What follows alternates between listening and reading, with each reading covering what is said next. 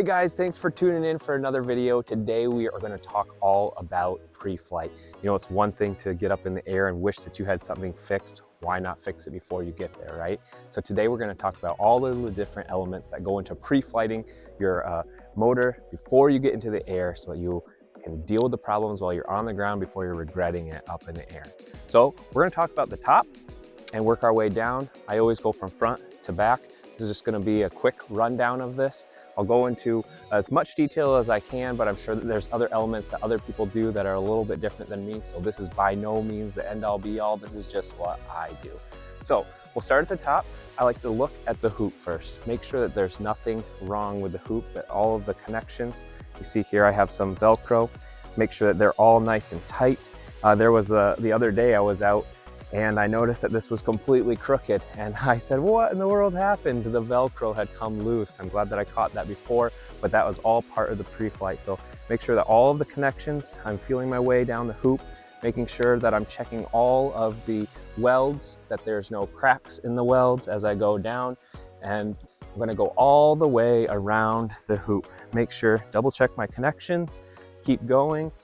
Again, checking the Velcros along the way and make sure that everything is connected nice and tight, which it is, which is great.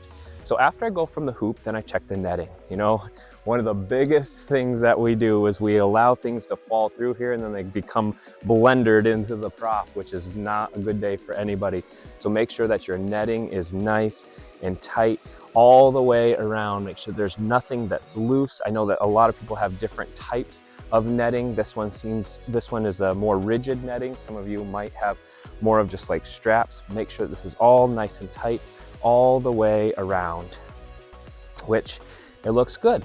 All right, so now once we've checked out the hoop, we've checked out the netting, we're gonna move on to the harness. Again, I like to start from the top down, and these are the very first things that I like to check.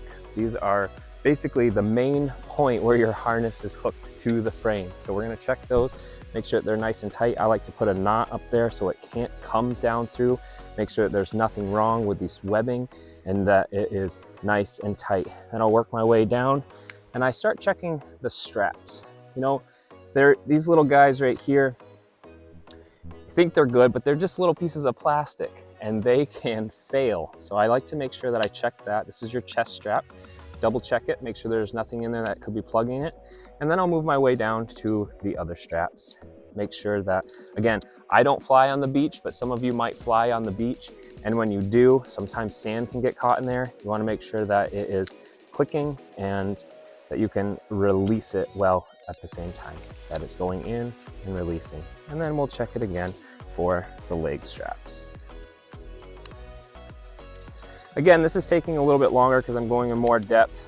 Eventually you'll get your own system down where you'll be able to do this within the matter of minutes, but we're just breaking it down nice and slow so that we can make sure that we cover all the pieces. The next thing that I check is my carabiners and where they hook to the swing arms. I made a mistake once and this safety loop had come undone. And I am so glad that I checked that on a pre-flight and caught it, but this had come undone a bit, which means this is my point where my wing hangs on. If that had failed, then the whole paramotor would have swooped sideways and it would not have been a good day. I would have been throwing a reserve. So check, make sure that these are nice and tight. Make sure that the safety rings, which are right here, are in place. There's one on each side. Make sure that it's all the way threaded through, as you can see here, and then check the front one as well. Yep, and those look great. So we've done our straps, we've checked the safety loops, checked the point of contact for the wing, which looks great. And now we are gonna move on over here and we're gonna check the reserve. For the reserve, there are these little plastic pieces. Let's see if we can find them. Back in here, these little red pieces back here. You might have a different color for yours. I don't know if you can see that on the camera, but they're right in here. You wanna make sure that they're centered and that they're completely tucked away. You don't wanna have something accidentally catch on that. So you make sure that all of this is tucked in and that that is nice and secure. Check all of your zippers around. Make sure that they're all fully closed, closed.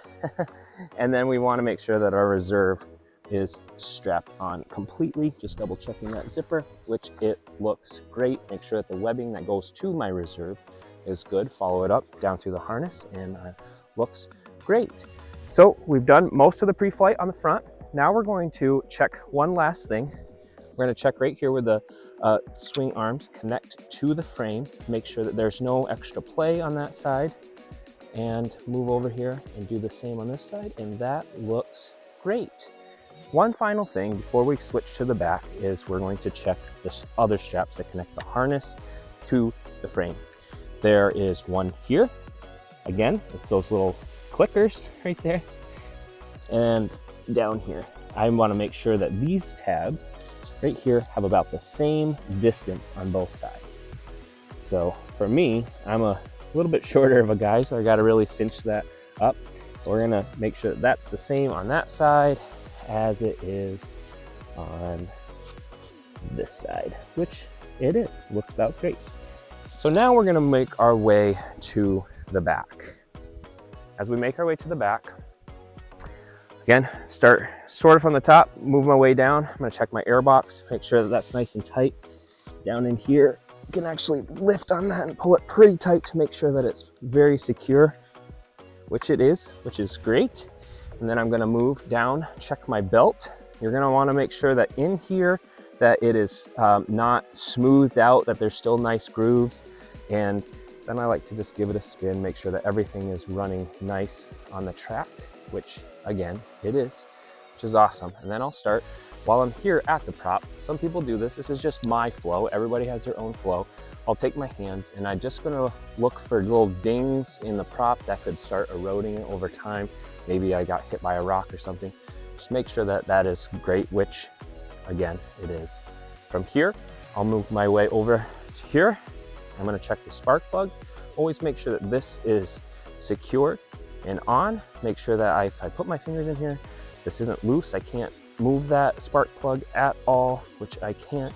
And again, I'm gonna just go down the flow. So I'm here, I'm gonna move my way down and I'm gonna go to the exhaust. There's some springs here. And there's also a little bushing in here. I know you can't see it, but that's meant to make this vibrate, or not vibrate. It allows some movement there so that it doesn't seize up, because that could cause this to crack. So I checked that little bushing, which I think you need to replace that about every 50 hours or so. And then we'll also check our springs, make sure they're all connected, make sure that all of these little shrink wraps are in contact and good. I'll move my way down here. Yep, everything looks good. Checking for cracks. Sometimes people will I've seen take a napkin and actually wipe it, because if there was any crack or anything, that little piece of fabric would catch. You can also use your hands, checking for cracks. And then after here, again, just continuing with the flow. I'm checking these bolts here and moving my way down, checking the rivets and making sure this is pointing away from the gas can. If this ever got spun or something, can you imagine that going right into the gas? It would melt it. Bad day for everybody, right? So I'm making sure that this is facing out. The next thing that I check, and I know this may be a little bit out of order for some people, but it just makes sense in my brain. After I've checked most of the main points, we'll get to the fuel line here in a second, then I'm gonna go through and I'm going to check all of the little bolts. You see they have some markers on them, which allows you to see if the bolt has loosened or tightened or unloosened. And I'll go through and I'll check all of those. Those are like torque marks to make sure that those aren't broken. If they are, then I know that my torque has come undone. There's several points and I just sort of go through and check all of them, make sure that they are right on mark, which again, they are. Now before we check the fuel line again, I'm going to come back here and we're gonna look at these bushings, these rubber bushings that connect the motor to the frame. I'm looking to see if there's any dry rot, any looseness beyond what is normal, and I'll also check those thread lockers again, and it looks great. Everything's looking great so far. Now I'll move my way to the fuel line. Fuel line starts way up under here. It's kind of hard to see. I'll start at the gas tank, and then I'll move my way up to the primer bulb, continue my way up until we get right here to the carburetor. And I'm looking for air bubbles.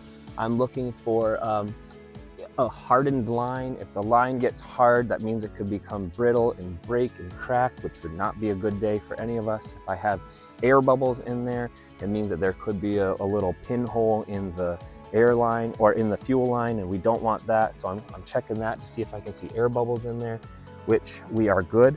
And then I'm gonna keep going down with the fuel line straight down into the gas tank. Some of you have a removable gas cap where once you unscrew this, it will come off.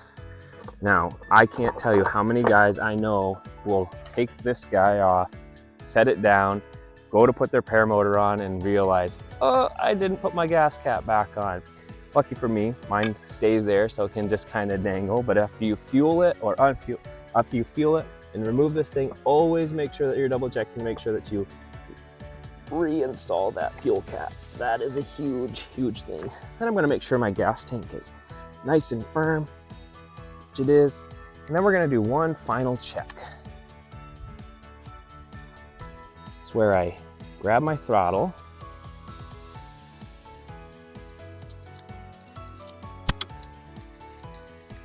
And I'm making sure that it's returning to normal. And then I'm gonna come back here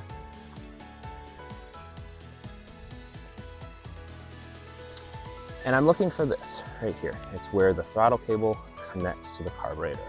And what I'm doing is I'm looking to make sure it has full range of motion, that's returning all the way back to where I have the idle screw set. Make sure that we go all the way back, which it looks great.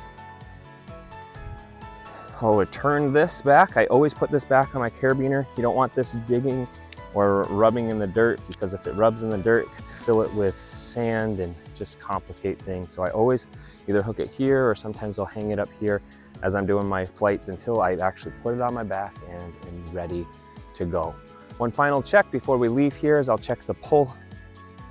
Probably should have checked this in the front. I normally check this whenever we do the front, but I forgot because we're doing the video. It just slipped my brain here, so we'll get back to that. I check the pull cord. I'm checking the first few feet of the string, making sure that there's no frays, that everything looks okay, which it does. Making sure I'm checking this pulley, that everything is running in it all right, which it is.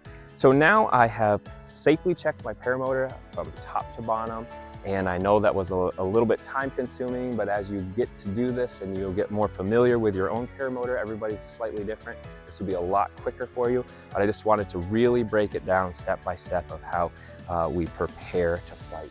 It's really, really important to do this. Make sure that you do this before every single flight. It's better to figure out a problem here and not go up than figure out a problem up in the air and wish you were on the ground. So I'm glad that you were here with me. Thanks for tuning in for this pre-flight, and safe flying.